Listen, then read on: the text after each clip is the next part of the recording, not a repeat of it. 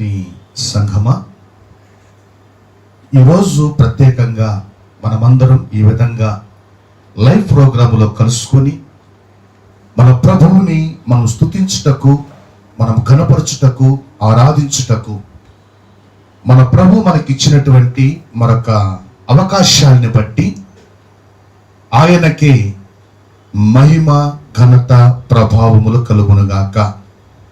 మరి సమయములో ఈ కార్యక్రమాల ద్వారా దీవించబడుతున్నటువంటి ప్రతి ఒక్కరూ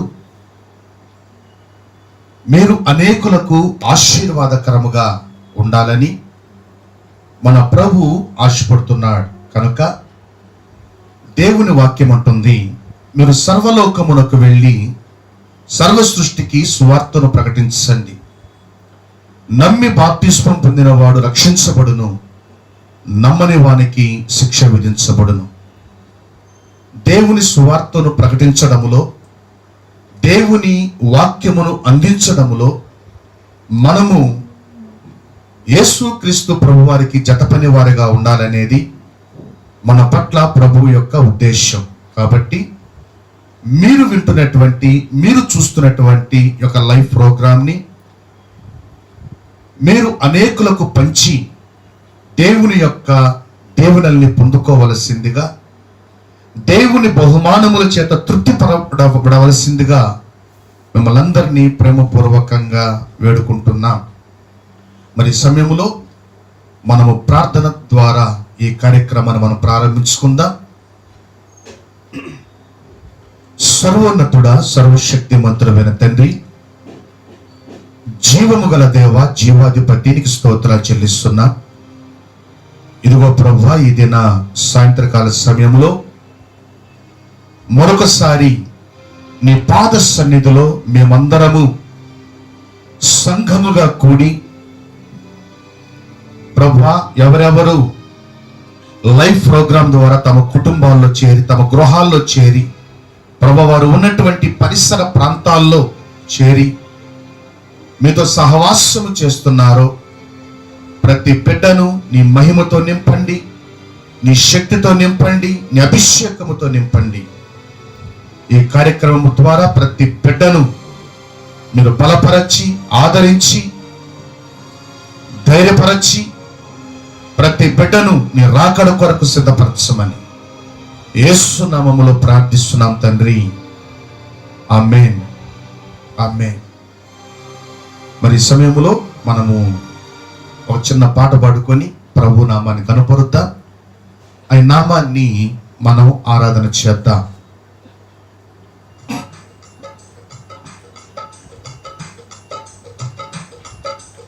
ఆలకించుడి ప్రభుని స్వరము వినబడుచున్నది. ఆలకించుడి ప్రభుని స్వరము వినబడుచున్నది. ఇదిగో నా ప్రభువు అతి త్వరలో వచ్చుచున్నాడు. ఇదిగో నా ప్రభువు అతి త్వరలో వచ్చుచున్నాడు. ఆనందం, ఆనందం, ఎంతో ఆనందం, ప్రభు యేసుని సావాసం ఎంతో సంతోషం. ఆనందం, ఆనందం, ఎంతో ఆనందం, ప్రభు యేసుని సహవాసం ఎంతో సంతోషం. ధవళవర్ణుడు, రక్తవర్ణుడు, అతి పరిశుద్ధుడు. ధవళవర్ణుడు, రక్తవర్ణుడు, అతి పరిశుద్ధుడు. ఎవరు సాటి లేరు పోటీ నాదు ప్రభు యేసుకు. ఎవరు సాటి లేరు పోటీ నాదు ప్రభు యేసుకు. ఆనందం, ఆనందం, ఎంతో ఆనందం. ప్రభు యేసుని సహవాసం ఎంతో సంతోషం. ఆనందం ఆనందం ఎంతో ఆనందం. ప్రభు యేసుని సహవాసం ఎంతో సంతోషం. ఆలకించుడి ప్రభుని స్వరము వినబడుచున్నది. మేఘరూఢుడై ప్రభువు త్వరగా రానయ్యున్నాడు. మేఘరూఢుడై ప్రభువు త్వరగా రానయ్యున్నాడు. మహిమ ధరించి మేఘములపై ప్రభుని చేరెదము. మహిమ ధరించి మేఘములపై ప్రభుని చేరెదము. ఆనందం ఆనందం ఎంతో ఆనందం. ప్రభు యేసుని సహవాసం ఆనందం ఎంతో ఆనందం. ప్రభు యేసుని సహవాసం ఎంతో సంతోషం. ఆలకించుడి ప్రభుని స్వరము వినబడుచున్నది. ఆలకించుడి ప్రభుని స్వరము వినబడుచున్నది. ఇదిగో నా ప్రభువు అతి త్వరలో వచ్చుచున్నాడు. ఇదిగో నా ప్రభువు అతి త్వరలో వచ్చుచున్నాడు. ఆనందం ఆనందం ఎంతో ఆనందం. ప్రభు యేసుని సహవాసం ఎంతో సంతోషం. ఆనందం ఆనందం ఎంతో ఆనందం. ప్రభు యేసుని సహవాసం ఎంతో సంతోషం. ప్రభు యేసుని సహవాసం ఎంతో సంతోషం. ప్రభు యేసుని సహవాసం ఎంతో సంతోషం. నిజమే, మన ప్రభు యేసుని సహవాసం ఎంతో సంతోషం, ఎంతో ఆనందం. ఈ లోకములో మన సహవాసాలు మనకు నిజమైన ఆనందాన్ని, మనకు నిజమైనటువంటి ఆదరణను ఇవ్వలేవు. కానీ మన సృష్టికర్త అయినటువంటి దేవునితో మన సహవాసం మనకు నిజమైన ఆనందాన్ని, ఆదరణని, ధైర్యాన్ని, మనశ్శాంతిని అనుగ్రహిస్తుంది. కనుక మన సహవాసం ప్రభుతో ఉంటే, ఆయన మేఘారుడై వచ్చినప్పుడు ఆయన తనతో యుగయుగాల సహవాసములో నిన్ను కూర్చుండబెట్టడానికి నిన్ను ఆయన మేఘములపై కొనిపోతాడు. కనుక ప్రభు సహవాసములో మనం వర్ధిల్లుదాం. ప్రభు సహవాసములో సంపూర్ణమైన ఆనందాన్ని, ఆదరణని మనం అనుభవిద్దాం. సంగమా, మరి సమయంలో ప్రార్థన చేసుకొని వాక్య ధ్యానంలోనికి మనం వెళదాం. సర్వోన్నతుడా, సర్వశక్తిమంతుడైన తండ్రి, మా జీవమునకు, జీవితాలకు కారణభూతుడా, ఆధారభూతుడా, నీకు నిండు వందనాలయ్యా. ఇదిగో ప్రభువా, ఈ దిన సాయంత్రకాల సమయంలో ఈ విధంగా ప్రభు యొక్క లైవ్ ప్రోగ్రాం ద్వారా ఎంతమంది బిడ్డలనైనా తమ తమ గృహాల్లో చేరి కుటుంబాలుగా, ఒంటరిగా వారు ఉన్నటువంటి పరిస్థితులను బట్టి మీతో సహవాసం చేస్తున్నారు. ప్రతి బిడ్డను మీరు బలపరచండి, ధైర్యపరచండి, ఆదరించండి. ప్రతి బిడ్డతోనైనా ఈరోజు మీరు చాలా సూటిగా మీరు మాట్లాడండి. నిజమే ప్రభువా, మనుషుల మాటలు వ్యర్థమునైనా అవి మాకు ఆశీర్వాదము కాదు ప్రభువా. మీరు మాతో మాట్లాడండి. మీ మాటల్లో ఉన్న జీవం, మీ మాటల్లో ఉన్న శక్తి, మీ మాటల్లో ఉన్న ఆదరణ ఈరోజు ప్రతి బిడ్డ పొందుకోవాలయ్యా. తాము ఈరోజు ఏ పరిస్థితుల్లో ఉన్నారో తాము గుర్తెరుగునట్లుగా పరిశుద్ధాత్మ దేవ నీ వాక్యము ద్వారా బిడ్డల్ని సంధించండి. అపోస్తలుడైన పౌలు మాట్లాడుతున్నప్పుడు లూదియా యొక్క హృదయాన్ని మీరు తెరచినట్లుగా ఇదిగో నేను ఈరోజు లైవ్ ప్రోగ్రాం ద్వారా ఎంతమంది బిడ్డలు ప్రభువా నీ వాక్యాన్ని వింటున్నారో వారి హృదయాలు తెరవబడాలి, వారి హృదయాలు వాక్యముతో నిండిపోవాలి, వారి జీవితాలు మార్చబడాలి, నీ రాకడ కొరకు సిద్ధపరచబడాలి. తండ్రి సహాయము చేయమని యేసు నామములో ప్రార్థిస్తున్నాం తండ్రి. ఆమేన్, ఆమేన్, ఆమేన్. ప్రియ దేవుని సంగమా, ఈరోజు పరిశుద్ధాత్మ దేవుడు మనతో ఒక విషయాన్ని ముచ్చటించాలని ఆయన ఆశపడుతున్నాడు. మనతో ఒక విషయాన్ని ఆయన ముచ్చటించాలని ఆశపడుతున్నాడు. ఈరోజు మన వాక్య ధ్యాన అంశం 7 ఏండ్ల శ్రమల కాలములో సంఘం ఎక్కడుంటుంది? ఈ ప్రశ్న క్రైస్తవ లోకాన్ని చాలా రకాలుగా ఆలోచింపచేస్తూ ఉంది. అనేక రకాల బోధల్ని మనం వింటూ ఉన్నాం. కొందరు అంటున్నారు 7 ఏండ్ల శ్రమల కాలములో సంఘము ఉంటుంది అని మాట్లాడేవాళ్ళు కొందరున్నారు.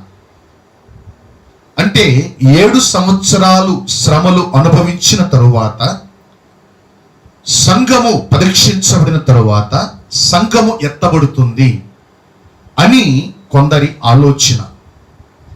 దాని గురించి చాలా మంది బోధ చేస్తున్నారు.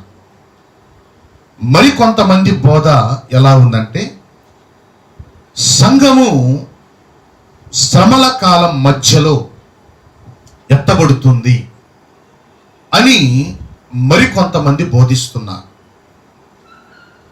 మరికొంతమంది బోధ ఎలా ఉందంటే, సంఘము శ్రమలకి ముందే ఎత్తబడుతుంది అని మరికొందరు బోధిస్తున్నారు.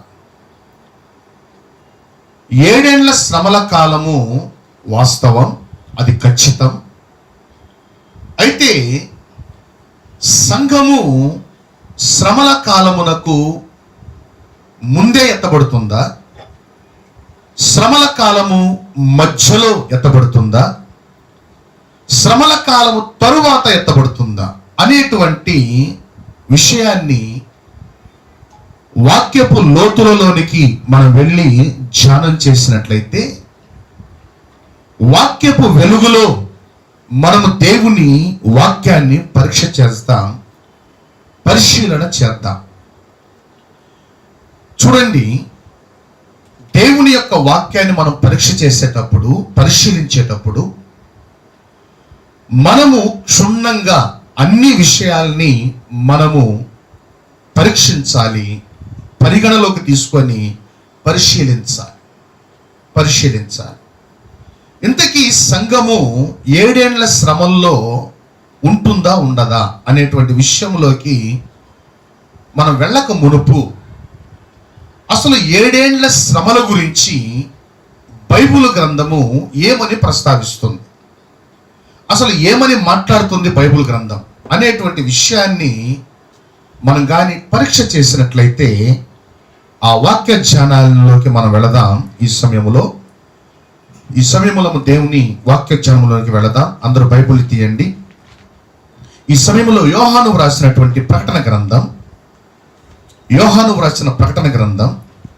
11 చాప్టర్ 11, యోహాను వ్రాసిన ప్రకటన గ్రంథం 11వ అధ్యాయం 3వ వచనాన్ని మనం ధ్యానం చేద్దాం. 3వ వచనాన్ని ధ్యానం చేద్దాం. నేను నా ఇద్దరు సాక్షులకు అధికారము ఇచ్చేదను.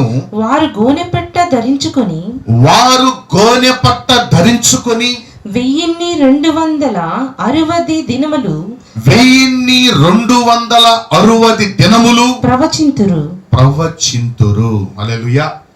చూడండి, దేవుని వాక్యం అంటుంది, దేవుడు భూమి మీదకి ఒక 2 సాక్షుల్ని పంపిస్తాను అని దేవుడు చెప్తున్నాడు. వారు 1260 దినములు అనగా 3.5 సంవత్సరాలు వారు ఈ భూమి మీద పరిచర్య చేస్తారు. వారు 3.5 సంవత్సరాలు ఈ భూమి మీద పరిచర్య చేస్తున్నటువంటి సమయంలో వారు ఆకాశము నుండి అగ్నిని దింపుటకైతేనేమి, చనిపోయిన వారిని బ్రతికించుటకైతేనేమి, మహత్కార్యములు సూచక్రియలు చేయడానికి దేవుని నుండి గొప్ప అధికారమును పొంది వారు ఈ భూమి మీద పరిచర్య చేస్తారు. ఇది 3.5 సంవత్సరాలు జరిగేటువంటి పరిచర్య. మరి మిగతా 3.5 సంవత్సరాల పరిచర్యని మనం కానీ గమనించినట్లయితే ఇదే ప్రకటన గ్రంథం 12వ అధ్యాయం 6వ వచనం మనం కానీ చూసినట్లయితే ఆ వచనములో ఆ స్త్రీ అరణ్యమునకు పారిపోయెను. అచ్చట వారు 1260 దినములు ఆమెను పోషింపవలెనని దేవుడు ఆమెకు ఒక స్థలము సిద్ధపరచి ఉంచెను. హల్లెలూయా. దేవుడు ఆమెకు ఒక స్థలమును సిద్ధపరచి ఉంచెను. ఈ మాటని మనం గమనిస్తే దీని మీద కూడా చాలా వ్యాఖ్యానాలు ఉన్నాయి. ఈ ప్రకటన గ్రంథములో 1వ అధ్యాయం నుండి 6వ అధ్యాయం మొదటి వచనము నుండి 6వ వచనం వరకు మనకు కనిపించేటువంటి స్త్రీని గురించి చాలా వ్యాఖ్యానాలు, చాలా వాదనల్ని మనం గమనిస్తూ ఉంటాం. కొంతమంది అంటారు ఈ స్త్రీ సంఘము అంటారు కొంతమంది. మరి కొంతమంది అంటారు ఈ స్త్రీ సంఘము కాదు, ఇశ్రాయేలు ప్రజలకి సాదృశ్యంగా ఉన్నది ఈ స్త్రీ అని మరి కొంతమంది మాట్లాడుతూ ఉండడం మనం చూస్తున్నాం. అయితే వాక్య పరిశీలన మనం చేస్తూ ఉన్నప్పుడు మనం కానీ ప్రకటన గ్రంథం 4వ అధ్యాయము నుండి 22వ అధ్యాయం వరకు మనము కానీ పరిశీలన చేస్తే ఇక్కడ ఎక్కడ కూడా మనకి సంఘమును గూర్చిన ప్రస్తావనలు మనకు కనపడవు. ఇది మనం గుర్తుపెట్టుకోవాలి. ప్రకటన గ్రంథం 1వ అధ్యాయము నుండి 3వ అధ్యాయం వరకు సంఘమును గూర్చినటువంటి ఉపదేశం, సంఘమును గూర్చినటువంటి ప్రవచనాలు, సంఘమును గూర్చినటువంటి వర్తమానాలు దేవుడు యోహానుకు దర్శనరీతిగా చూపించాడు. ఎఫెసీ, పెర్గమ, థియతైరా, సార్దీస్, ఈ విధంగా 7 సంఘాలను గూర్చినటువంటి దర్శనాలను, 7 సంఘాలను గూర్చినటువంటి ప్రవచనాలను మన వాక్యంలో చూస్తాం. అయితే 4వ అధ్యాయం మొదలుకొని 22వ అధ్యాయం వరకు సంఘమును గూర్చిన ప్రస్తావన మనకు కనపడదు. మరి ఈ యొక్క 4వ అధ్యాయము నుండి 22వ అధ్యాయం వరకు మనకు కనబడేటువంటి ప్రస్తావనలన్నీ కూడా ఇశ్రాయేలు సమాజమును గూర్చి, ఇశ్రాయేలు దేశమును గూర్చి, ఇశ్రాయేలులకు మరలా కలగబోయేటువంటి గొప్ప శ్రేష్టమైనటువంటి ఆధిక్యతలను గూర్చి, అదేవిధంగా ఈ యొక్క భూమి మీద జరగబోయేటువంటి తెగుళ్లను గూర్చి, ఈ భూమి మీద జరగబోయేటువంటి ఉపద్రవాలను గూర్చి, ఆకాశములో కలగబోయేటువంటి భయంకరమైనటువంటి ఉత్పాతాలను గూర్చి, పరలోకములోను భూమి మీదను జరగబోయేటువంటి యుద్ధములను గూర్చి, నరకమును గూర్చి, పరలోకములో ఉండేటువంటి గొప్ప ఆనందాన్ని గూర్చి, పరలోకము ఎలా ఉంటుందో దాన్ని గూర్చినటువంటి వర్ణనను గూర్చి, మనకు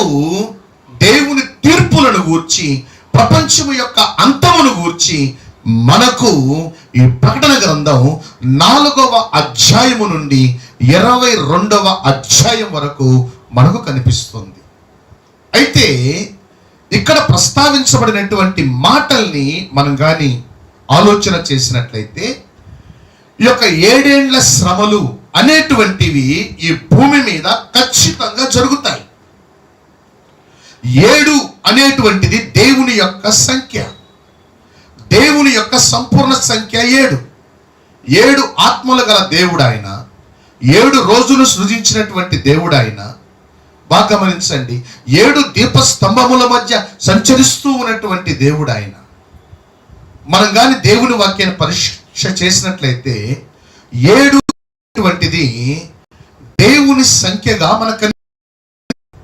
అదేవిధంగా 7 ఏండ్ల శ్రమలు, 7 పాత్రలు, 7 బోరలు, ఇవన్నీ కూడా మనకి కనిపిస్తాయి ఈ యొక్క 7 సంవత్సరాల శ్రమల కాలములో. ఈ యొక్క శ్రమల కాలములో భయంకరమైనటువంటి ఉపద్రవాలు సంభవించబోతున్నాయి. భయంకరమైనటువంటి రాజ్యముల మీదకి రాజ్యములు లేచేటువంటి పరిస్థితిని మనం చూడబోతున్నాం. ఈ ప్రపంచమంతా కూడా ఒకే గవర్నమెంట్ కిందకి రాబోయేటువంటి పరిస్థితులను కూడా మనం చూడబోతున్నాం. అయితే ఇప్పుడు మన ధ్యానాంశం ఏమిటంటే, ఆ భయంకరమైనటువంటి శ్రమల కాలములో, 7 ఏండ్ల శ్రమల కాలములో ప్రజలు మరణమును వెతుకుదురు కానీ అది వారికి దొరకనే దొరకదు. అంటే ఈ భూమి మీద జీవించి ఉండగానే ప్రజలు భయంకరమైనటువంటి వేదనల్ని అనుభవించబోయేటువంటి దినములు కూడా రాబోతున్నాయి. అయితే ఈరోజు మన వాక్య ధ్యాన అంశము 7 ఏండ్ల శ్రమలు అనేది వాస్తవమని దేవుని వాక్యం చెప్తోంది. ఓకే, కానీ ఈ యొక్క 7 ఏండ్ల శ్రమల కాలము సంఘమునకు సంబంధించినదా, లేకపోతే ఇశ్రాయేలు జాతికి సంబంధించినదా? ఎవరికి సంబంధించినది ఈ యొక్క 7 ఏండ్ల శ్రమల కాలం? ఈ యొక్క 7 ఏండ్ల శ్రమల కాలమునకు ముందే సంఘము ఎత్తబడుతుందా, లేక 7 ఏండ్ల శ్రమల కాలం మధ్యలో సంఘం ఎత్తబడుతుందా, లేక 7 ఏండ్ల శ్రమల కాలం ముగిసిన తరువాత సంఘం ఎత్తబడుతుందా అనేటువంటి అంశాన్ని ఈ సమయములో మనం పరీక్ష చేద్దాం. బాగా గమనించండి, దానియేలు గ్రంథాన్ని మనం కానీ చూసినట్లయితే, దానియేలు గ్రంథములో అందరూ మీ యొక్క బైబిల్ తెరవండి. దానియేలు గ్రంథం 9వ అధ్యాయం 24వ వచనం నుండి 27వ వచనం వరకు మీ గృహాల్లో నేను యొక్క వర్తమానాన్ని అందించిన తరువాత మీరు 1కి 10 సార్లు చదవండి. 1కి 10 సార్లు చదవండి. నేను మీకు దీంట్లో నుంచి కొన్ని పాయింట్లు అందిస్తాను. చూడండి, ఈ ప్రకటన యొక్క దానియేలు గ్రంథం 9వ అధ్యాయములో 9వ అధ్యాయం 24వ వచనము నుండి 27వ వచనాన్ని మనం కానీ పరీక్ష చేసినట్లయితే ఇందులో ముఖ్యమైనటువంటి కొన్ని పాయింట్స్ నేను చెప్తాను, నోట్ చేసుకోండి. ఇక్కడ దేవుని వాక్యం అంటుంది 24వ వచనంలో తిరుగుబాటును మాన్పుటకును, పాపమును నివారణ చేయుటకును, దోషము నిమిత్తము ప్రాయశ్చిత్తము చేయుటకును, యుగాంతము వరకుండునట్టి నీతిని బయలుపరచుటకును, దర్శనమును ప్రవచనమును ముద్రించుటకును, అతి పరిశుద్ధ స్థలమును అభిషేకించుటకును, నీ జనమునకును, ఈ మాట గుర్తుపెట్టుకోండి, నీ జనమునకును అంటే ఇశ్రాయేలును గురించి దేవుడు మాట్లాడుతున్నాడు. దేవుడు గాబ్రియేలు అనేటువంటి దేవదూతను పంపించి దేవుడు చెప్పిస్తున్నటువంటి మాటలు ఇవి. నీ జనమునకును పరిశుద్ధ పట్టణమునకును, పరిశుద్ధ పట్టణం అంటే యెరూషలేం, పరిశుద్ధ పట్టణము అని ప్రస్తావిస్తున్నాడు. నీ జనము అనగా ఇశ్రాయేలు జనాంగమును గురించి మాట్లాడుతున్నాడు. నీ జనమునకును పరిశుద్ధ పట్టణమునకును 70 వారములు విధించబడెను. 70 వారములు విధించబడెను. ఆ తర్వాత మనం కానీ గమనించినట్లయితే 7 వారములు, బాగా గమనించండి, అనేటువంటి మాటని మనం చూస్తున్నాం. సమయము మొదలుకొని యెరూషలేమును మరల కట్టించవచ్చు అని ఆజ్ఞ బయలుదేరిన సమయము మొదలుకొని అభిషిక్తుడగు అధిపతి వచ్చు వరకు 7 వారములు పట్టునని స్పష్టముగా గ్రహించుము. ఇది ఎవరిని గూర్చినటువంటి ప్రవచనం? ఎవరిని గూర్చి దానియేలునకు గాబ్రియేలు దూత ప్రస్తావిస్తున్నాడు అని మనం కానీ గమనిస్తే 70 వారములు అనేటువంటి మాటని మనం కానీ క్యాలిక్యులేట్ చేస్తే ఒక వారము అనేటువంటిది బైబిల్ పరిభాషలో 7 సంవత్సరములకు సాదృశ్యంగా ఉంది. అంటే యూదుల క్యాలెండర్ ప్రకారం, యూదులు అర్థం చేసుకునేటువంటి మాటల్ని బట్టి ఒక వారము అనేది 7 సంవత్సరములకు సాదృశ్యంగా ఉంది. పెట్టుకోండి, నీ జనమునకు పరిశుద్ధ పట్టణమునకు 70 వారములు విధించబడెను అని మాట్లాడుతుంది దేవుని వాక్యం. రెండవదిగా కిందకి వచ్చినట్లయితే 7 వారములు పట్టునని గ్రహించుము. దేనికి 7 వారములు పట్టును? యెరూషలేము అంటే, బాగా గమనించండి, నెబుకద్నెజరు యెరూషలేమును పాడు చేశాడు, యెరూషలేమును పడగొట్టేశాడు. పడగొట్టబడినటువంటి యెరూషలేముని మరలా కట్టించవచ్చు అనేటువంటి ఆజ్ఞ బయలుదేరుతుంది. ఇది ఎవరి కాలములో బయలుదేరింది అని మనం కానీ గమనిస్తే, రాజైనటువంటి కోరెషు యెరూషలేమును మరలా కట్టించవచ్చు అని ఒక ఆజ్ఞను జారీ చేశాడు. అది దానియేలు కాలంలోనే జరిగింది. కోరెషు రాజు మరలా యెరూషలేమును కట్టించమని ఆజ్ఞను జారీ చేశాడు. ఆ తర్వాత అర్తహషస్త కాలములో నెహెమ్యా ద్వారా యెరూషలేము యొక్క గోడలను కట్టించడానికి రాజు అనుమతిని ఇచ్చాడు. ఈ యొక్క అనుమతి ఇవ్వబడినటువంటి సంవత్సరాలు మనం కనుక గమనించినట్లయితే BC 452వ సంవత్సరములో అర్తహషస్త రాజు నెహెమ్యాకి ఆజ్ఞను జారీ చేశారు. మీరు వెళ్ళి యెరూషలేముని మరలా కట్టుకోండి, యెరూషలేము ప్రాకారాన్ని కట్టుకోండి, యెరూషలేములో మరలా మీరు నివాసం ఉండండి అనేటువంటి ఆజ్ఞలు జారీ చేయబడినట్లుగా మనకు కనిపిస్తూ ఉంది. అయితే ఆ తర్వాత కిందకు వచ్చినట్లయితే 62 వారములు తొందరగల సమయములు పట్టణ రాజవీధులు కందకములు మరలా కట్టబడును. 62 వారములు జరిగిన పిమ్మట ఏమీ లేకుండా అభిషిక్తుడు నిర్మూలము చేయబడును. ఇంతవరకు జాగ్రత్తగా మీరు చదవండి, పరీక్షించండి, పరిశీలించండి. మీకు అర్థం కాకపోతే ఈ వాక్యాన్ని రికార్డ్ చేసుకొని మరలా వినండి. దేవుని వాక్యం అంటుంది 62 వారములు అని చెప్పబడింది, 7 వారములు అని చెప్పబడింది. ఆ తరువాత క్రిందకు వచ్చినట్లయితే 27వ వచనాన్ని మనం కానీ గమనించినట్లయితే, అతడు 1 వారము వరకు అనేకులకు నిబంధన స్థిరపరచును, 1 వారము వరకు అనేకులకు నిబంధన స్థిరపరచును, అర్ధవారమునకు బలిని నైవేద్యమును నిలిపివేయును, హేయమైనది నిలుచు వరకు నాశనము చేయువాడు వచ్చును, నాశనము చేయువానికి రావెలనని నిర్ణయించిన నాశనం ముగించు వరకు ఇలాగు జరుగును. ఇది చాలా ఇంపార్టెంట్ వాక్యం. చూడండి, మనం ముందుగా చదివినటువంటి 62 వారములు, ముందుగా చదివినటువంటి 7 వారములు, ఇవన్నీ కూడా దేనికి గుర్తుగా ఉన్నాయంటే, దానియేలు కాలములో రాజైనటువంటి కోరెషు మరలా యెరూషలేమును కట్టించమని ఆజ్ఞ జారీ చేసిన దగ్గర నుండి యేసుక్రీస్తు ప్రభువారు శిలువ మరణము పొందేంత వరకు, ఆయన కల్వారి శిలువలో తన ప్రాణమును పెట్టేంత వరకు సంవత్సరాలను లెక్క వేస్తే ఖచ్చితముగా 69 వారముల లెక్క పూర్తి అవుతుంది. ఖచ్చితముగా 69 వారముల లెక్క పూర్తి అవుతుంది.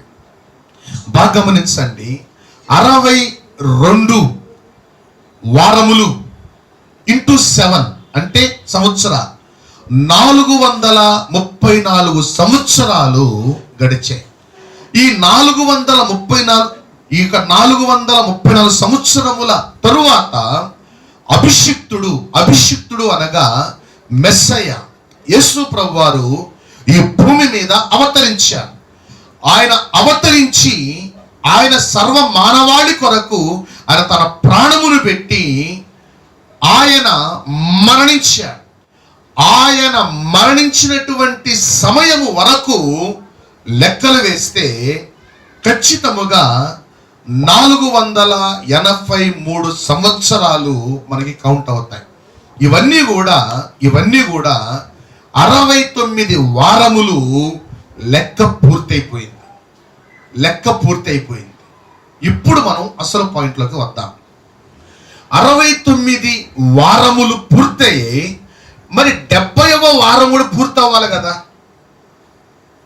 70వ వారం కూడా పూర్తవ్వాలి కదా.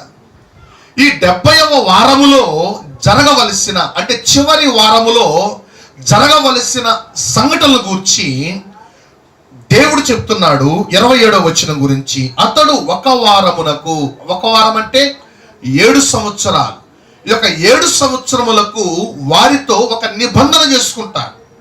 వారితో ఎవరు చేసుకుంటారు నిబంధన అని మనం గమనిస్తే 26వ వచనం చివరి వాక్యములో, వాని అంతము హఠాత్తుగా వచ్చును, మరియు యుద్ధ కాలాంతము వరకు నాశనము జరుగునని నిర్ణయింపబడెను. 27వ వచనములో నాశనము చేయువాడు వచ్చును. ఈ నాశనము చేయువాడు ఎవరు అనేది దానియేలు గ్రంథములో మర్మముగా ఉండిపోయింది. నాశనము చేయువాడు ఎవరు, ఆ వారం ఏంటి, ఆ వారము జరిగిందా జరగలేదా ఇంకా అనేటువంటి ఒక సందిగ్ధంలో ఈరోజు క్రైస్తవ లోకము పడిపోయి ఉంది.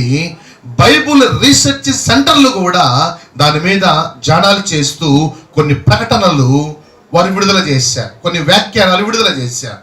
ఏమని విడుదల చేశారు బైబుల్ స్కాలర్స్ అని మనం కానీ గమనిస్తే, ఆ యొక్క వారము అనేటువంటిది దేవుని యొక్క టైం మిషన్లో ఆగిపోయి ఉంది. అది ఇంకా ప్రారంభించబడలేదు, అది ఇంకా జరగలేదు. 69 వారాలు జరిగాయి. 69 వారాలను గూర్చిన ప్రవచనాలు నెరవేర్చబడ్డాయి. కానీ 70వ వారము జరగవలసినటువంటి ఆ సంఘటన ప్రస్తుతానికి ముద్రించబడి ఆగిపోయి ఉన్నది. మరి ఇప్పుడు జరుగుతున్నటువంటి కాలం ఏంటి అని మనం కానీ గమనిస్తే, దేవుని వాక్యం అంటూ ఉంది, యేసుక్రీస్తు ప్రభువారు లేక బైబిల్ గ్రంథంలో చెప్పబడినట్లుగా అభిషిక్తుడు, దేవుని చేత అభిషేకించబడినటువంటి యేసుక్రీస్తు ప్రభువారు ఆయన మరణిస్తాడు అని ఖచ్చితముగా వ్రాయబడి ఉంది. ఆయన మరణముతో 69 వారాల టైం టేబుల్ దేవుని యొక్క ఇశ్రాయేలీయులకు దేవుడు నిర్ణయించినటువంటి కాలచక్రము ఆగిపోయి ఉన్నది. ఇప్పుడు 69వ వారములో అది ఆగిపోయి ఉన్నది. 70వ వారములోకి ఇంకా ఆ టైం అడుగు పెట్టలేదు. మరి ఈ మధ్యలో ఏం జరుగుతుంది అనేటువంటి విషయాన్ని మనం కానీ పరీక్ష చేసినట్లయితే, యేసు ప్రభువారు చనిపోయారు, ఆయన వధించబడ్డాడు, ఆయన సిలువలో మరణించాడు, ఇది వాస్తవం. మరణించినటువంటి ఆయనను సమాధి చేశారు. అయితే 3వ దినమున ఆయన మరణాన్ని జయించి తిరిగి లేచాడు. ఆయన ఎప్పుడైతే మరణాన్ని జయించి తిరిగి లేచాడో, ఆయన పునరుద్ధానుడయ్యాడో, పునరుద్ధానుడైనటువంటి ప్రభువు తన రక్తాన్ని చిందించి ఆయన ఒక సంఘాన్ని స్థాపించాడు భూమి మీద.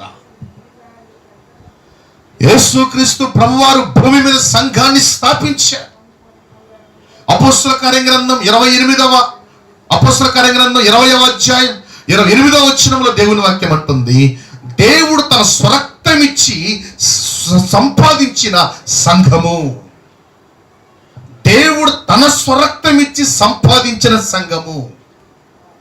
యేసు ప్రభు జీవించి ఉన్న కాలంలో ఆయన చెప్పినటువంటి మాట మత్తయి సువార్త 16వ అధ్యాయం 25వ వచనంలో దేవుని వాక్యం అంటుంది, ఇదిగో ఈ బండ మీద నా సంఘమును కట్టుదును, దాని ఎదుట పాతాళలోక ద్వారములు నిలబడలేవు.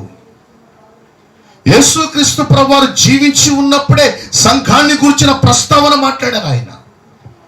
ఎక్కడ 2-3 నా నామములో కూడి ఉంటారో వారి మధ్యలో నేను ఉన్నాను అని సెలవిచ్చాడు ఆయన. చూడండి, ఆయన సంఘమును స్థాపిస్తానని ముందుగానే వాగ్దానం ఇచ్చాడు. ఆయన స్వరక్తం ఇచ్చి సంఘాన్ని స్థాపించాడు.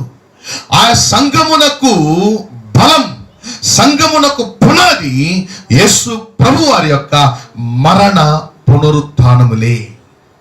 అయితే సంఘము యొక్క ఆవిర్భావం ఎలా జరిగింది, ఇది ఇప్పుడు మన మెయిన్ పాయింట్. ఈ సంఘము ఆవిర్భావం ఎలా జరిగింది? పెంతెకోస్తు పండుగ దినమందు యేసు ప్రభువారు సంఘానికి యేసు ప్రభువారు తన శిష్యులకు అనగా అపోస్తలులకు ఇచ్చినటువంటి వాగ్దానమును బట్టి ఆ యొక్క మేడగది మీద 120 మంది మీదకు తన పరిశుద్ధాత్మ శక్తిని ఆయన కుమ్మరించాడు. పరిశుద్ధాత్మ శక్తి ఎప్పుడైతే అపోస్తలుల మీద కుమ్మరించబడినటువంటి వారు ఒక సంఘముగా ఉజ్జీవింపబడ్డారు. ఆ సంఘమునకు నాయకుడు, ఆ సంఘమునకు యజమానుడు, ఆ సంఘమునకు శిరస్సు యేసుక్రీస్తు ప్రభు. ఆ సంఘాన్ని నడిపించేవాడు పరిశుద్ధాత్మ దేవుడు. సంఘాన్ని ఈ భూమి మీద ఆయన స్థాపించినటువంటి ఉద్దేశం ఏంటి తెలుసా? ఈ భూమి మీద పని చేస్తున్నటువంటి అపవాది సామ్రాజ్యాన్ని కూలదోయడానికి, అపవాది సామ్రాజ్యాన్ని పడగొట్టడానికి ఆయన సంఘమును స్థాపించాడు. ఇది చాలా ఇంపార్టెంట్. సంఘాన్ని యేసు ప్రభు స్థాపించడానికి గల ఉద్దేశాన్ని మత్తయి సువార్త 16:25లో చెప్పాడు ఆల్రెడీ ఆయన. ఈ బండ మీద నా సంఘమును కట్టుదును. మత్తయి సువార్త 16:18 దేవుని వాక్యం అంటుంది, ఈ బండ మీద నా సంఘమును కట్టుదును. ఎందుకు కడుతున్నాను? దాని ఎదుట పాతాళలోక ద్వారములు, అపవాది శక్తులు నిలబడలేవు, పడిపోతాయి. అటువంటి బలాన్ని నేను సంఘానికి ఇస్తున్నాను. ఎందుకంటే ఆ సంఘము నాది. నేను ఆ సంఘమును స్వరక్తమిచ్చి సంపాదించుకున్నా. ఆ సంఘానికి బలం పరిశుద్ధాత్మ దేవుడు. పరిశుద్ధాత్మ దేవుడు లేనిది సంఘమే కాదు. అది దేవుని దృష్టిలో ఉన్నదే కాదు. సంఘము అనగా ఆ సంఘానికి శిరస్సు క్రీస్తు అయి ఉండాలి. ఆ సంఘాన్ని నడిపించే నాయకుడు పరిశుద్ధాత్మ దేవుడై ఉండాలి. సంఘమును చెప్పుకొని అందులో పరిశుద్ధాత్మ నింపుదల లేకపోతే, పరిశుద్ధాత్మ వరములు పనిచేయకపోతే, పరిశుద్ధాత్మ ఫలములు పనిచేయకపోతే, పరిశుద్ధాత్మ నడిపింపు లేకపోతే, అందులో శరీర కార్యాలు పనిచేస్తుంటే, సాతాను కార్యాలు పనిచేస్తుంటే, పాపపు కార్యాలు పనిచేస్తుంటే అది దేవుని సంఘము కాదు. అది మానవ సంఘం, అది అపవాది సంఘం. దేవుని సంఘం అంటే పరిశుద్ధాత్మ చేత నింపబడాలి, పరిశుద్ధాత్మ చేత నడిపించబడాలి. ఆ సంఘమును కట్టినది యేసు ప్రభు వారు. యేసుక్రీస్తు వారు సంఘాన్ని కట్టారు. అయితే ప్రియ దేవుని బిడలారా, సంఘమును కట్టినటువంటి ప్రభువు సంఘానికి ఇచ్చినటువంటి ఆధిక్యతలు ఉన్నాయి. ఆత్మ వరములు, ఆత్మ ఫలములు, దెయ్యాల్ని వెళ్ళగొట్టే వరం, రోగాల్ని స్వస్థపరిచే వరం, ప్రవచన వరం, దర్శన వరం, భాషల వరం, భాషలకు అర్థం చెప్పే వరం, అద్భుతాలు చేసే వరం, సూచక్రియలు చేసే వరం, బుద్ధివాక్య వరం, జ్ఞానవాక్య వరం, సంఘాలను కట్టే వరం, నాయకులు తయారు చేసే వరం, ఎన్నో వరాల్ని దేవుడు సంఘానికి ఇచ్చాడు. ఎందుకు ఇచ్చాడంటే అపవాది ఆటలను కట్టి పెట్టడానికి, అపవాది క్రియలను లయపరచడానికి దేవుడు సంఘానికి అధికారం ఇచ్చి ఉన్నాడు. దేవుడు సంఘములో ఉండి పని చేస్తున్నాడు. ఈ పని చేస్తున్నటువంటి దేవుడు సంఘములో ఉన్నంత వరకు, సంఘము దేవుని శక్తిని కలిగి ఉన్నంత వరకు ఆ సంఘము వైపు చూడడానికి కూడా అపవాదికి ధైర్యం సరిపోదు. అపవాది ఆ సంఘం ముందు నిలబడలేడు. అంత పవర్ దేవుడు సంఘానికి ఇచ్చాడు. అంత శక్తిని సంఘము కలిగి ఉంది. అయితే ప్రియ దేవుని సంఘమా, దేవుని వాక్యాలు మనం కానీ పరీక్ష చేసినట్లయితే, దేవుని వాక్యాలు మనం పరీక్ష చేసినట్లయితే, ఈ యొక్క సంఘము ఈ భూమి మీద దాదాపు 2000 సంవత్సరాల క్రితం, అనగా AD 33లో సంఘము స్థాపించబడింది. సంఘము స్థాపించబడింది, ఆదిమ సంఘం.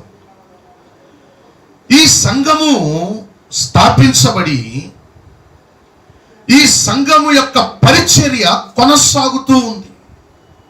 ఇక్కడ మనం గమనించాల్సిన విషయం ఏంటంటే, ఇశ్రాయేలీయులు వేరు, అన్యజనులు వేరు.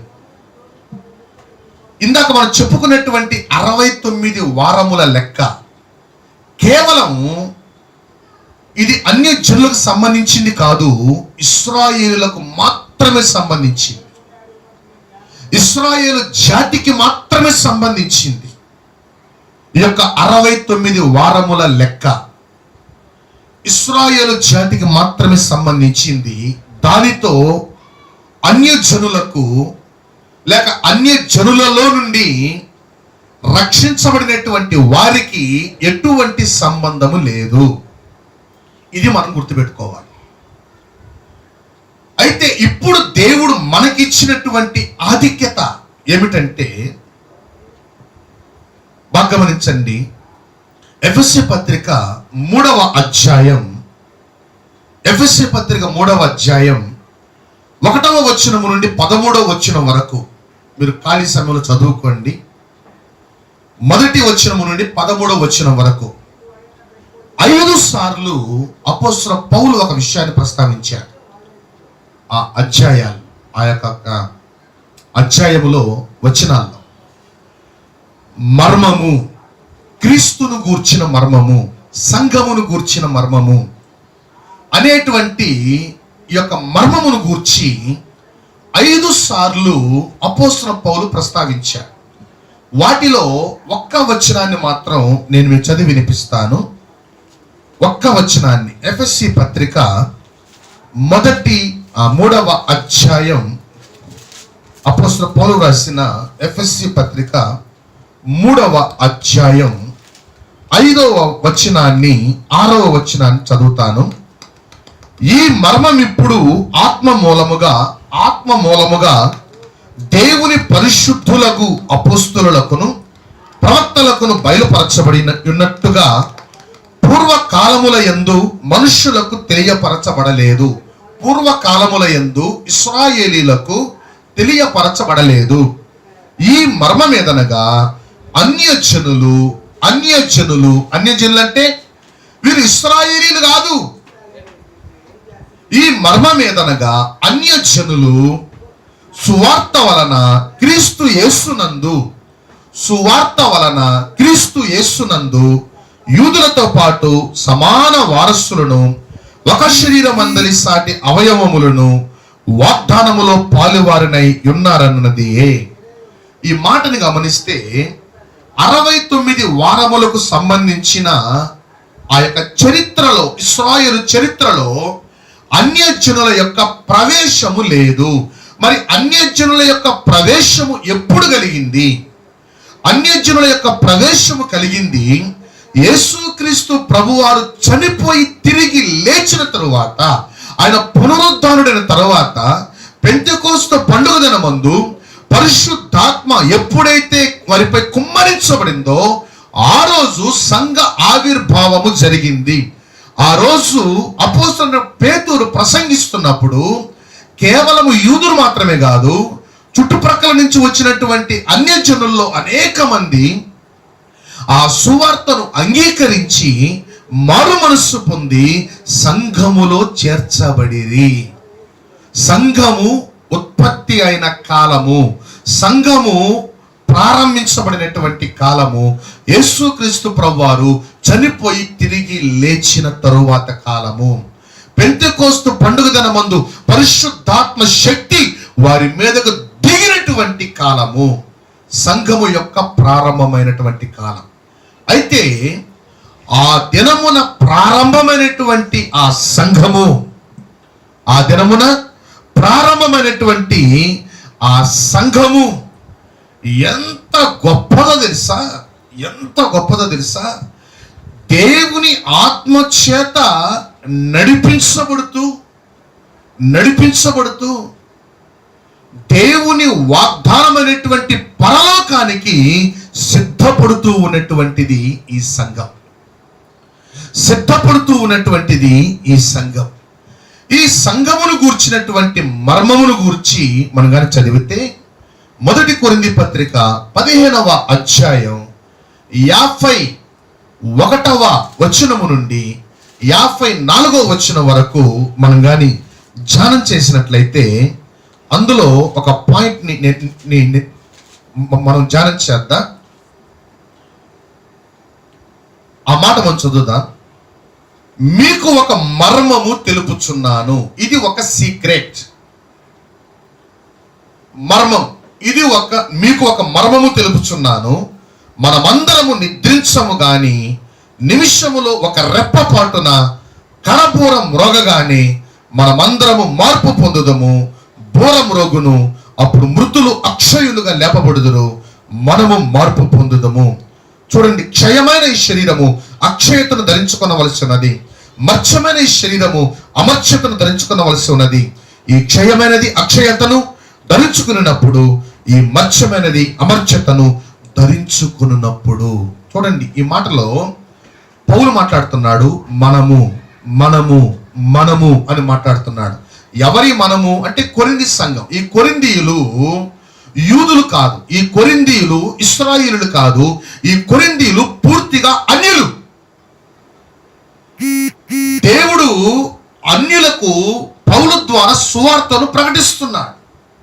ప్రకటిస్తూ దేవుని యొక్క రాకడ, ఆయన యొక్క రహస్య రాకడలో సంఘము ఎలా ఎత్తబడుతుందో మాట్లాడుతున్నాడు.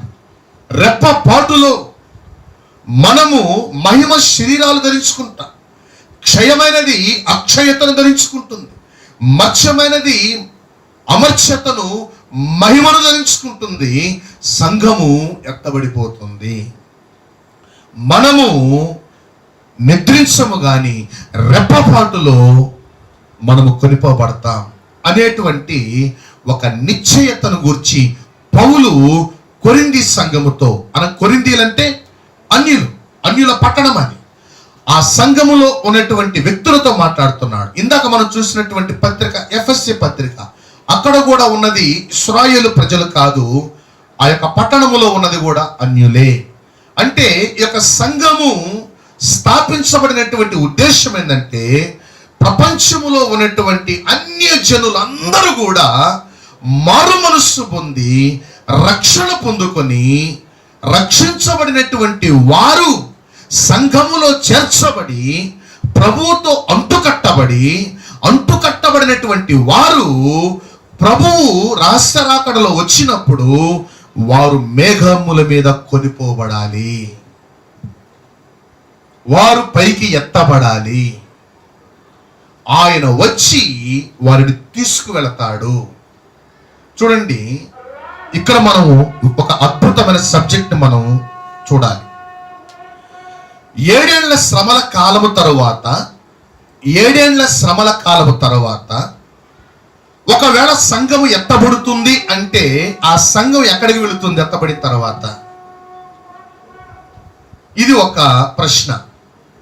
7 ఏళ్ల శ్రమల కాలము తరువాత ఈ భూమి మీద 1000 ఏళ్ల పరిపాలన జరగాలి.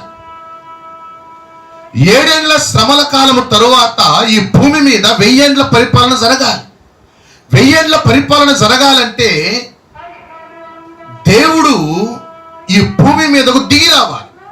యేసు ప్రభు తన పరిశుద్ధులతో, దేవదూతలతో ఈ భూమి మీదకు దిగి వస్తాడు. ఆయన ఒలీవ కొండ మీద దిగి వస్తాడు. ఆయన రాజులకు రాజుగా, ప్రభువులకు ప్రభువుగా ఉండి ఈ భూమి మీద 1000 ఏళ్ల పరిపాలన జరిగిస్తాడు. అయితే ఆయన ఈ భూమి మీద రాజ్యము చేయడానికి వస్తున్నాడు 7 ఏళ్ల శ్రమల కాలము తరువాత. దీన్ని బట్టి మనకు అర్థమయ్యేది ఏమిటంటే 7 ఏళ్ల శ్రమల కాలము తరువాత సంఘము ఎత్తబడదు. ప్రభువే ఈ భూమి మీదకి దిగి వస్తాడు. ఎందుకు? ఈ భూమి మీద 1000 ఏళ్ల పరిపాలన జరిగించడానికి. ఆయన ఈ భూమి మీద 1000 ఏళ్ల రాజ్యాన్ని స్థాపించడానికి ఈ భూమి మీదకి ఆయన వస్తున్నాడు కనుక ఆ టైంలో సంఘము ఎత్తబడేటువంటి క్రియ జరగదు. ఎత్తబడేటువంటి క్రియ జరగదు. అయితే మనం కానీ గమనించినట్లయితే దేవుని వాక్యం అంటుంది, మొదటి దశలోకి రాసిన పత్రిక 4వ అధ్యాయములో, మొదటి దశలోకి రాసినటువంటి పత్రిక 4వ అధ్యాయములో మనం కానీ చదివితే 4వ అధ్యాయం 14వ వచనం నుండి, యేసు మృతి పొంది తిరిగి లేచెనని మనము నమ్మిన ఎడల, మనము సంఘము నమ్మిన ఎడల, అదే ప్రకారము యేసునందు నిద్రించిన వారిని దేవుడు ఆయనతో కూడా వెంట పెట్టుకొని వచ్చును. ఎప్పుడు? ఆ సమయంలో 1000 ఏళ్ల పరిపాలన జరిగే సమయంలో వెంట పెట్టుకొని వస్తానని ఆయన మాట్లాడుతున్నాడు. మేము ప్రభు మాటను బట్టి మీద చెప్పున్నదేమనగా, ప్రభువు రాకడ వరకు సజీవులమై నిలిచి ఉండు మనము నిద్రించిన వారి కంటే ముందుగా ఆయన సన్నిధికి చేరము. ఆర్భాటముతో, ప్రధాన దూత శబ్దముతో పరలోకము నుండి ప్రభువు దిగి వచ్చును. ఇది 1000 ఏళ్ల పరిపాలన జరిగించడానికి యేసు ప్రభు దిగి వచ్చేటువంటి సందర్భాన్ని గురించి వ్రాయబడినటువంటి మాట. అయితే ఇప్పుడు మనం అసలు పాయింట్లోకి వచ్చేస్తాం. 2వ దశలోకి రాసినటువంటి పత్రిక, అపోస్తలుడైన పౌలు దశలోకి రాసినటువంటి 2వ పత్రిక 2వ అధ్యాయం 4వ వచనాన్ని మనం కానీ గమనించినట్లయితే, ముందు 3వ వచనం కూడా చూద్దాం. మొదట భ్రష్టత్వము సంభవించి నాశన పాత్రుడకు పాప పురుషుడు బయలుపడితేనే గాని ఆ దినము రాదు. ఏది దేవుడనబడనో, ఏది పూజింపబడనో దాని అంతటిని ఎదిరించుచు దానికంతటికి పైగా వాడు తను తాను హెచ్చించుకొనుచు తాను దేవుడనని తను కనుపరుచుకొనును. దేవుని ఆలయములో కూర్చుండును గనుక ఏ విధముగానైనను ఎవడును మిమ్మును మోసపరచనీయకుడి. అయితే ఈ మాటని మీరు అండర్లైన్ చేసుకోండి, నోట్ చేసుకోండి. 7వ వచనం, 8వ వచనం, ధర్మ విరోధ సంబంధమైన మర్మము ఇప్పటికే క్రియ చేయుచున్నది. ఈ మాటలు అండర్లైన్ చేసుకోండి. ధర్మ విరోధమైన మర్మము ఇప్పటికే క్రియ చేయుచున్నది అనగా పాప పురుషుడైనటువంటి సాతాను ఇప్పటికే పనిచేస్తున్నాడు. ఆదికాండం 3వ అధ్యాయం మొదలుకొని ఇప్పటి వరకు వాడు పాపము చేస్తూ మనుష్యులను కూడా పాపమునకు ప్రేరేపిస్తున్నాడు. ఇది వాడి తత్వం. వాడు పాపము చేయడం మాత్రమే కాదు, మనుష్యుల్ని కూడా వాడు పాపమునకు ప్రేరేపిస్తూ ఉన్నాడు, పాపము చేయిస్తూ ఉన్నాడు. దేవుని ధర్మశాస్త్రానికి వ్యతిరేకముగా, దేవుని నీతి న్యాయములకు వ్యతిరేకంగా వాడు పాపమును మానవుల చేత చేయిస్తూ ఉన్నాడు. అయితే ఈ ధర్మ విరోధమైనటువంటి మర్మము ఇప్పుడు పని చేస్తూ ఉన్నప్పటికీ చూడండి, ఇది వరకు అడ్డగించు వాడు మధ్య నుండి తీసివేయబడు వరకే అడ్డగించును, అప్పుడు ఆ ధర్మ విరోధి బయలుపరచబడును. మాటలు జాగ్రత్తగా వినండి సంగమా. ఇప్పుడు ధర్మ విరోధి ఆత్మ పనిచేస్తుంది. దేవుని నీతి న్యాయములకు వ్యతిరేకంగా ఈరోజు అనేక మంది ప్రజల్ని వాడు ప్రేరేపిస్తూ ఉన్నాడు, పాపములో పడవేస్తున్నాడు, విచ్చలవిడిగా పాపములు చేయిస్తూ ఉన్నాడు. అయితే ఈ భూమి మీద దేవుడు స్థాపించినటువంటి సంఘము అనేటువంటిది ఒకటి ఉన్నది. ఆ సంఘమునకు స్థాపకుడు యేసు ప్రభువారు. ఆ సంఘము నడిపించబడుతున్నది పరిశుద్ధాత్మ దేవుని ద్వారా. ఈ పరిశుద్ధాత్మ దేవుడు సంఘములో ఉండి సంఘము ద్వారా అపవాది క్రియల్ని అడ్డుకుంటున్నాడు. గుర్తుపెట్టుకోండి ఈ మాట. పరిశుద్ధాత్మ దేవుడు సాతాను క్రియల్ని అడ్డుకుంటున్నాడు. ఎలా అన్నాడు? డైరెక్ట్ గా కాదు, సంఘము ద్వారా అడ్డుకుంటున్నాడు, దైవజనుల ద్వారా అడ్డుకుంటున్నాడు, సంఘ విశ్వాసుల ద్వారా అడ్డుకుంటున్నాడు. సంఘము ద్వారా అంటే రక్షించబడిన వారి ద్వారా సాతాను యొక్క క్రియల్ని అడ్డుకొని పాపములో ఉన్నటువంటి వారిని, చీకటి రాజ్యములో ఉన్నటువంటి వారిని వెలుగులోకి నడిపిస్తున్నాడు, సంఘములోకి చేర్చుకుంటున్నాడు. చూడండి, ఎప్పటి వరకు ఆయన అడ్డుకుంటాడు అనంటే, ఎప్పటి వరకు అడ్డుకుంటాడనంటే ఈ సంఘము పరలోకానికి ఎత్తబడేంత వరకు ఆయన ఈ భూమి మీద ఉన్నటువంటి చీకటి రాజ్యాన్ని, చీకటి సామ్రాజ్యాన్ని, అపవాదిని ఆయన అడ్డుకుంటున్నాడు. అయితే వాడు తన క్రియల్ని బలంగా జరిగించాలని శతవిధాల ప్రయత్నిస్తున్నాడు, కానీ వాడి వల్ల కావట్లేదు. ఇప్పుడు కారణం ఏంటంటే సంఘము అడ్డుకుంటుంది. వాడి క్రియలు జరగకుండా సంఘము మోకాళ్ళ మీద ఉండి ప్రార్థన చేయడం ద్వారా, యేసుక్రీస్తు రక్తము ద్వారా కడగబడి పరిశుద్ధాత్మ చేత నింపబడి సంఘము దేవుని ఆశ్రయించడం ద్వారా వాడి క్రియల్ని అడ్డుకుంటుంది సంఘం. అయితే ఎప్పుడైతే ఈ సంఘము ఎత్తబడుతుందో, ఈ సంఘము మధ్య నుండి తీసివేయబడుతుందో, సంఘమును నడిపిస్తున్నటువంటి పరిశుద్ధాత్మ దేవుడు సంఘాన్ని ఎప్పుడైతే పరలోకానికి తీసుకువెళ్ళిపోతాడో అప్పుడు భూమి మీద సంఘము ఉండదు. గనుక సంఘము చేత అపవాదిని ఎదుర్కొనేటువంటి పరిశుద్ధాత్మ దేవుని కార్యములు ఇక సంఘము ద్వారా జరగవు. గనుక అప్పుడు పాప పురుషుడు, నాశన పాత్రుడు, ధర్మ విరోధమైన ఆత్మ, అపవాది, యాంటీ క్రీస్తు విరోధి అప్పుడు బయటపడతాడు. అప్పుడు 7 ఏండ్ల శ్రమల కాలం ప్రారంభించబడుతుంది. 7 ఏండ్ల శ్రమల కాలం ప్రారంభించబడుతుంది. సంఘము భూమి మీద ఉండగా 7 ఏండ్ల శ్రమల కాలము ప్రారంభించబడదు. ఎందుకంటే వాడి క్రియల్ని అడ్డుకోవడానికి సంఘము ద్వారా పరిశుద్ధాత్మ దేవుడు ఇక్కడ పనిచేస్తున్నాడు. సంఘము ద్వారా పరిశుద్ధాత్మ దేవుడు ఇక్కడ పని చేస్తున్నంత కాలము నాశన పాత్రుడగు పాప పురుషుడు బయటపడడు. వాడు ఎప్పుడు బయటపడతాడంటే, ఎప్పుడు శ్రమల కాలం ప్రారంభించబడుతుందంటే సంఘము ఎత్తబడాలి. చూడండి, యేసుక్రీస్తు ప్రభువారు చనిపోయి తిరిగి లేచిన తరువాత సంఘము స్థాపించబడింది. అందుకనే దీన్ని కృపాకాలము అన్న. కృప అన్యజనుల మీద, అందరి మీద కృప కుమ్మరించబడుతూ ఉంది. యోవేల గ్రంథములో ప్రకటించబడినట్లుగా అపోస్తలుడైనటువంటి పేతురు మాట్లాడుతున్నాడు, అంచె దినములలో అందరి మీద నా ఆత్మను కుమ్మరిస్తాను. పరిశుద్ధాత్మ కుమ్మరించబడుతుంది. సంఘము బలముగా స్థాపించబడుతుంది. సంఘము బలముగా వ్యాపిస్తుంది. సంఘకాలము పూర్తయినప్పుడు ఇది కృపాకాలము, ఇది సంఘకాలము. ఈ సంఘము దేవుని కృపలో నింపబడి ఉంది, దేవుని కృపలో వర్ధిల్లుతూ ఉంది.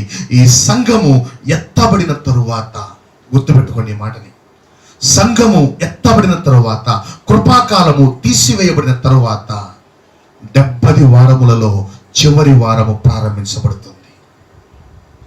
అదే 7 ఏళ్ల శ్రమలు.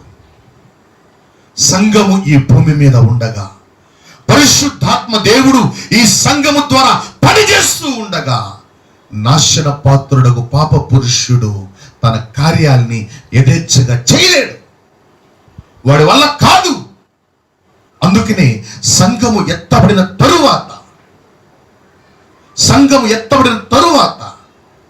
ఈ భూమి మీద క్రీస్తు విరోధి యొక్క పరిపాలన ప్రారంభించబడుతుంది.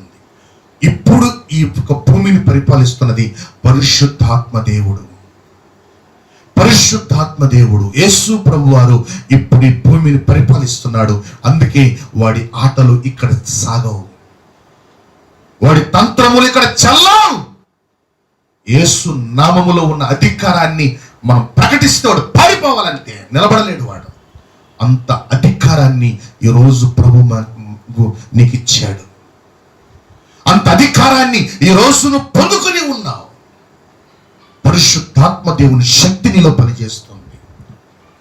పరిశుద్ధాత్మ దేవుడు నిన్ను వాడుకుంటున్నాడు. పరిశుద్ధాత్మ దేవుడు నీలో ఉండి నిన్ను వాడుకుంటున్నంత వరకు నీ ముందు అపవాది తంత్రములు పనిచేయవు.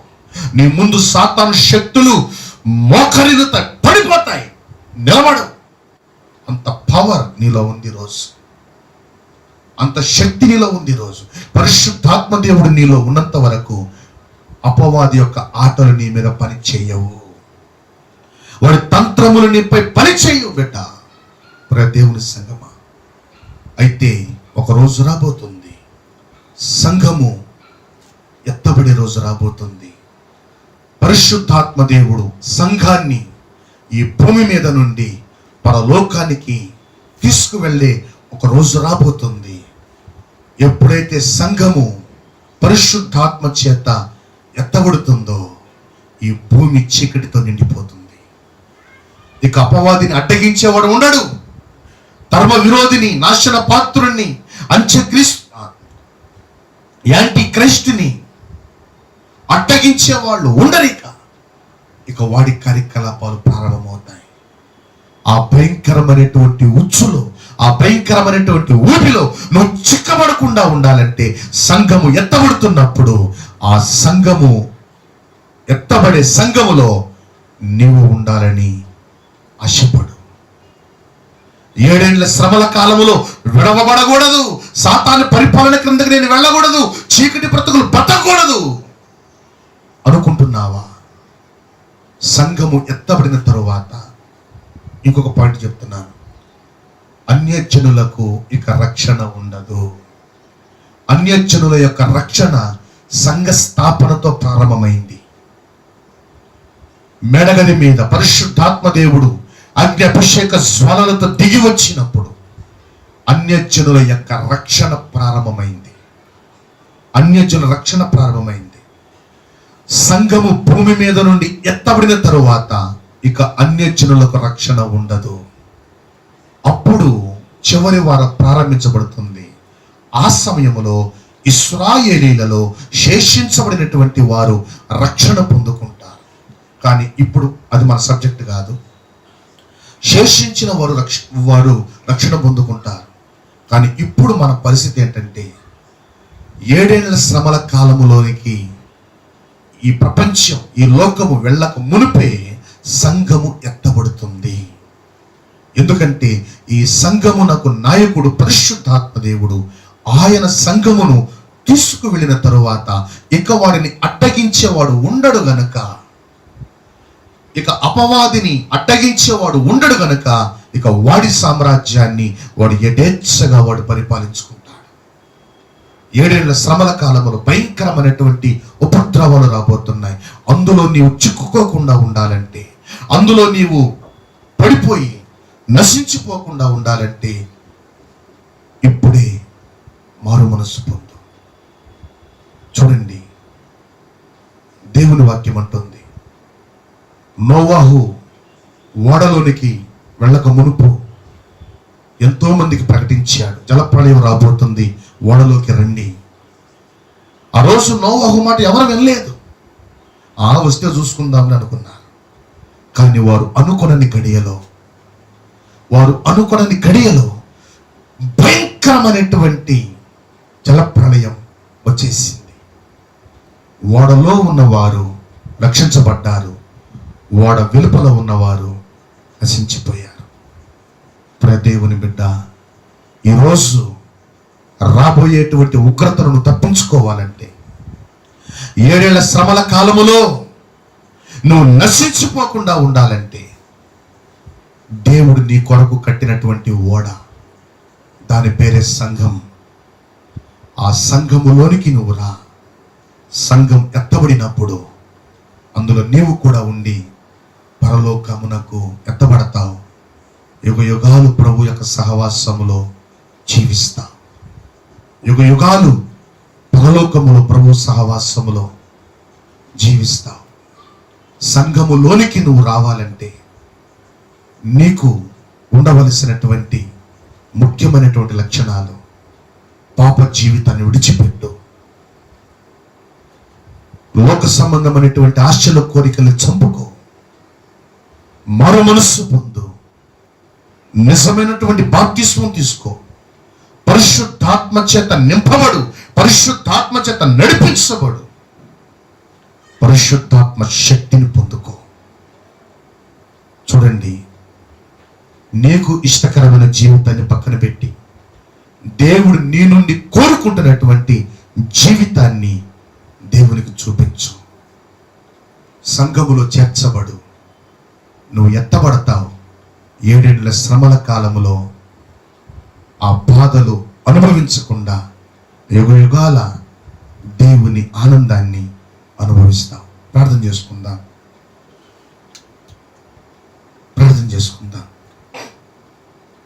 సర్వోన్నతుడా, సర్వశక్తిమంతుడైన తండ్రి, జీవము గల దేవ, జీవాధిపతి, నీకు స్తోత్ర చెల్లిస్తున్నా. ఈ సమయంలో నాయన ఎంతమంది బిడ్డల ప్రభువా,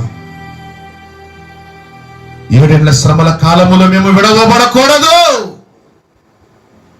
మేము ఎత్తబడాలి, సంఘములో మేము కూడా ఉండాలి, మేము సంఘముతో పాటు ఎత్తబడాలి అని ఎంతమంది అయితే నాయన ఈరోజు ఆశపడుతున్నారు, వారి జీవితాన్ని ప్రభువా మీరు దర్శించండి. ప్రభువా, 69 వారాలు గడిచిపోయాయి. 70వ వారం, చివరి వారం, ఒక వారం మిగిలే ఉందయ్యా. ఆ వారములోనికి ఏ బిడ్డ ప్రవేశించకూడదయ్యా. ఈ కృపాకాలములో మీరు మాకు ఇచ్చినటువంటి ఆధిక్యత, సంఘ సహవాసములో ఉంటూ మేము రక్షించబడి నీ పరలోకములకు ఎత్తబడాలని మీరు మా పట్ల కలిగి ఉన్న ప్రేమను బట్టి నీకు స్తోత్రాలయ్యా. ఈరోజు ప్రభు ఎంతమంది బిడ్డలు నాయన యథార్థమైన హృదయాలతో మారు మనస్సు పొంది, యథార్థమైన హృదయాలతో మారు మనస్సు పొంది రక్షించబడాలని ఆశపడుతున్నారు. వారందరినీ సంఘములకు చేర్చుకో ప్రభు. నోవాహు ఓడలోకి చేర్చబడినటువంటి వారు ఏ విధంగా అయితే ఉగ్రతను తప్పించుకున్నారు, ఎంతమంది అయితే ఈరోజు సంఘములకు చేర్చబడుతున్నారు, పరిశుద్ధాత్మ నింపుదల కలిగిన, పరిశుద్ధాత్మ నడిపింపు కలిగిన, రేపు రాకడలో ఎత్తబడేటువంటి సంఘములోనికి ఎంతమంది చేర్చబడడానికి ఆశపడుతున్నారు. ఒక అవకాశం ప్రభువా, సంఘములో చేర్చుకోనాయన. ప్రతి బిడ్డను ప్రభుని రాకడకు సిద్ధపరచండి. ఏ బిడ్డ కూడా ప్రభువా ఆ 70 వారములోనికి, చివరి వారములోనికి అడుగు పెట్టకూడదయ్యా. ఎత్తబడి సంఘములో ఉండాలి. యుగ యుగాల ఆనందాన్ని అనుభవించాలి. యుగ యుగాల ఆనందాన్ని అనుభవించాలి. ఆ 7 సంవత్సరాలు పరలోకములో గొర్రె పిల్ల వివాహ మహోత్సవములో ఆ పెండ్లి విందులో పాలు పంపులు పొందుకొని దేవుడు మీ మహిమను అనుభవించాలయ్యా. అటువంటి భాగ్యాన్ని బిడ్డలకు దయచేయమని, ఈ సంఘమునకు యజమానుడు అయిన, ఈ సంఘానికి కాపరివైనటువంటి నీవు, ఇంకా ఎన్నో గొర్రెలు బయట ఉన్నాయ్యా. ఈ సంఘం అనేటువంటి మందలోనికి నన్ను మీరు చేర్చి నీ రాకడకు సిద్ధపరచమని యేసు నామములో ప్రార్థిస్తున్నాం తండ్రి. ఆమేన్. ఆమేన్. ఆమేన్. మన తండ్రి అయినటువంటి దేవుని ప్రేమ, మన ప్రభువును రక్షకుడైనటువంటి యేసుక్రీస్తు వారి దేవుని కృపా కనికరములు, పరిశుద్ధాత్మ దేవుని అనిన సహవాసము, కాపుదల, భద్రత కూడి ఉన్న మనకు సకల పరిశుద్ధులకు ఇప్పుడు ఎల్లప్పుడు సదాకాలం ఆయన కృపా కనికరములు తోడే ఉండను గాక. ఆమేన్. ఆమేన్. ఓకే ప్రియ దేవుని సంగమా, ఇంతవరకు దేవుడు మనతో చాలా చక్కటి వర్తమానాన్ని మాట్లాడారు, మనకు అందించారు. 7 ఏళ్ల శ్రమల కాలంలో ఎవరు కూడా వెళ్ళడం దేవునికి ఇష్టం లేదు. సంఘము పరిశుద్ధాత్మ చేత నింపబడి నడిపించబడుతూ ప్రభు రాకడికి సిద్ధపరచబడాలనేది దేవుని యొక్క ఉద్దేశం. కాబట్టి ప్రతి ఒక్కరు సిద్ధపడండి. ఈ కార్యక్రమాల్ని అనేక మందికి షేర్ చేయండి, సెండ్ చేయండి. మీరు దీవించబడుతూ అనేకులకు దీవెనకరంగా మార్చబడండి. అందరికి వందనాలు, స్తోత్రం.